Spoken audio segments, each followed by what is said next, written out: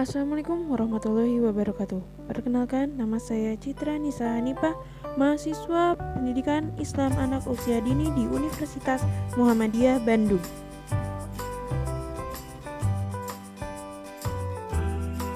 Pada video ini, kita akan membahas tentang pendidikan pada masa Orde Lama. Yang akan kita bahas adalah tentang sejarah pendidikan di Orde Lama, sistem pendidikan masa Orde Lama, kurikulum pendidikan Orde Lama, kebijakan pendidikan, dan kesimpulan.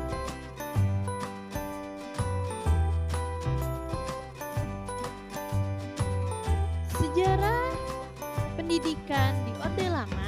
Secara umum, pendidikan pada masa Orde Lama sebagai wujud interpretasi pasca kemerdekaan di bawah kendali kekuasaan Soekarno cukup memberi ruang bebas terhadap pendidikan. Orde Lama berusaha untuk membangun masyarakat sipil yang kuat, yang berdiri di atas demokrasi, bersamaan hak dan kewajiban antara sesama warga negara termasuk dalam bidang pendidikan. Sistem pendidikan Indonesia masa Orde Lama dibagi menjadi dua, yaitu periode di 1945 sampai 1950, periode 1950 sampai 1966.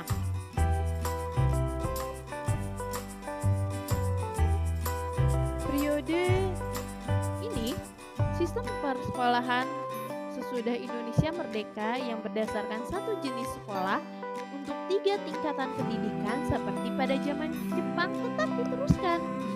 Sedangkan rencana pembelajaran pada umumnya sama dan bahasa Indonesia ditetapkan sebagai bahasa pengantar untuk sekolah. Adapun sistem pendidikan yang berlaku sejak 1945 sampai 1950 adalah pendidikan rendah atau sekolah rakyat,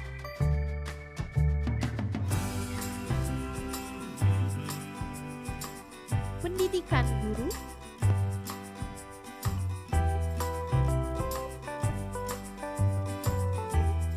pendidikan umum,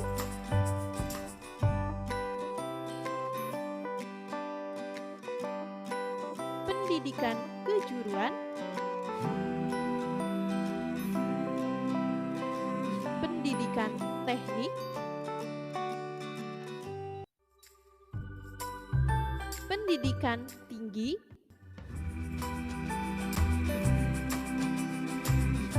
pendidikan tinggi Republik,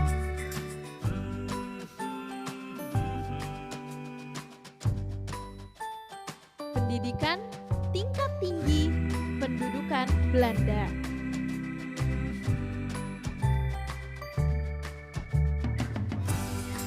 Periode 1950 sampai 1966. Seperti diketahui, sesudah kemerdekaan pada 1949 terbentuk Republik Indonesia Serikat. Di dalam RIS atau RIS diatur mengenai pendidikan dan pengajaran. Di dalam Undang-Undang RIS juga diatur tentang pendidikan nasional.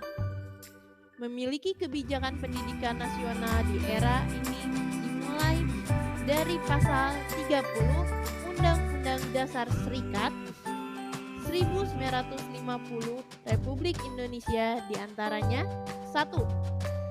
Tiap-tiap warga negara berhak mendapatkan pengajaran.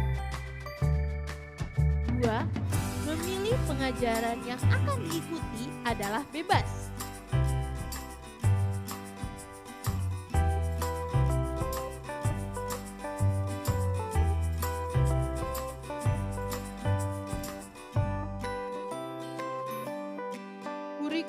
1947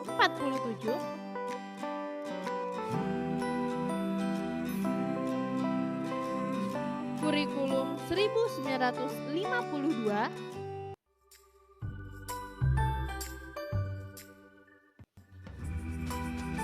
Kurikulum 1964. Kebijakan pendidikan.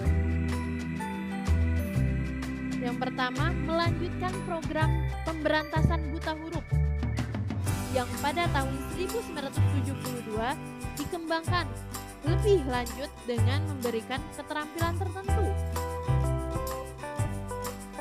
2. Melaksanakan pendidikan masyarakat agar memiliki kemampuan mental, spiritual, serta keterampilan. Yang ketiga, mengenalkan pendidikan luar sekolah yang berorientasi pada hal-hal penting yang berkaitan dengan kehidupan sosial, ekonomi, dan budaya sebagai bentuk praktis. Keempat, mengenal kegiatan inovasi pendidikan.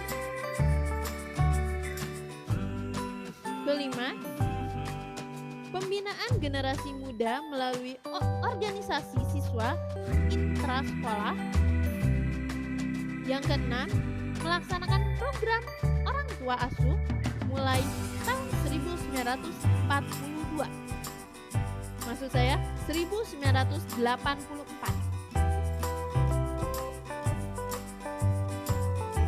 Kesimpulan dari materi tadi adalah pendidikan pada masa Orde Lama diawali sejak proklamasi kemerdekaan berlandaskan Pancasila yang merupakan filsafat negara. Meskipun baru tahap penentuan saja, sebab sebelum dijelaskan bagaimana meletakkan dasar itu pada setiap pembelajaran, senantiasa dengan dinamis berjalannya sejarah bangsa pasca proklamasi sampai sekarang. Sejarah pendidikan Indonesia pada masa Orde Lama dapat dilihat sesuai dengan pembagian kurikulum waktu ditandai dengan peristiwa penting dan tonggak sejarah, yaitu periode 1945 sampai 1950 dan periode 1950 sampai 1966. Sedangkan rencana pembelajaran umumnya sama dengan bahasa Indonesia ditetapkan sebagai bahasa pengantar untuk sekolah. Akan tetapi oleh pemerintah Indonesia dilakukan beda. Diketahui pada periode ini sudah ditetapkan setiap warga negara Indonesia berhak mendapatkan pengajaran dari semua lapisan masyarakat. Mungkin dari saya cukup sekian. Terima kasih karena Anda telah menyimak video kami. Assalamualaikum warahmatullahi wabarakatuh.